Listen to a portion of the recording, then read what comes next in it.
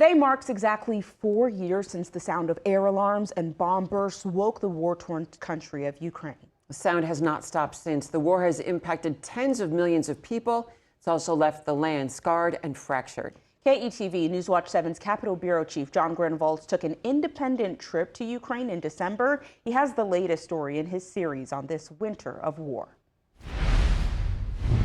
Driving through the rustic, rolling fields of Ukraine, it can feel at times like you're back in Nebraska.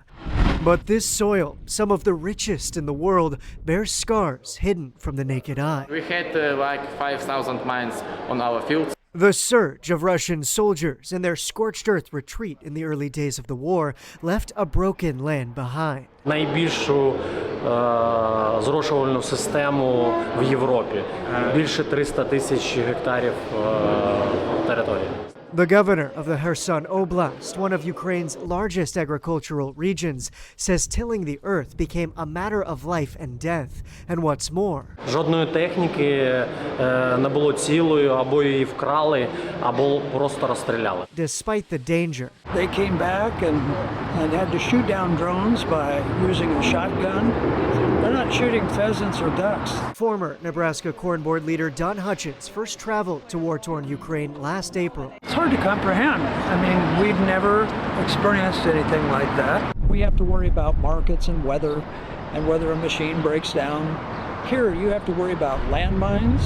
You have to worry about trenches. In December, Hutchins was a featured speaker at Victory Harvest's annual conference.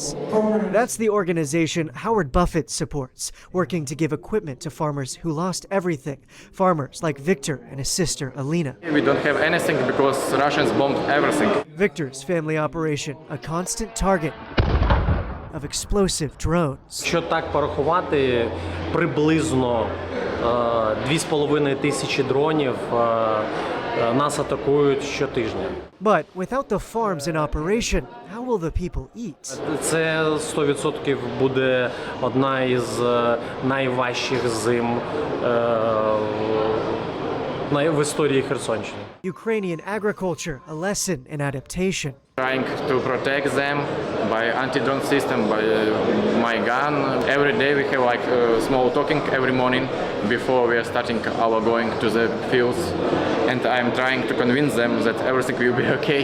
But it's not always okay. These two siblings stand in front of a movie poster dedicated to their father who died in a drone attack. I miss about his laugh. It was always so loud. Victor, like many others along the frontline fields, won't give up though. We will not stop, we will continue it, definitely, mate. We will continue and we will show to everyone in the world that if we want to live in a free country, we need to fight. Hutchins and former state senator Tom Brewer are working to build a bridge between Nebraska ag knowledge and technology and Ukrainian needs. Something happened to my neighbor, and I would feel responsible to come back and help them finish their harvest or be able to stay on their farm, even though we're competitors.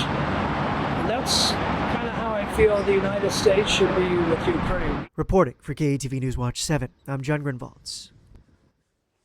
For the last few days, John has brought us the latest from the front lines and a day in the life in the capital city of Kyiv. You can find all of those stories right now on KETV.com. And be sure to join us for Chronicle at 10 a.m. Sunday to see the full series from John's independent trip.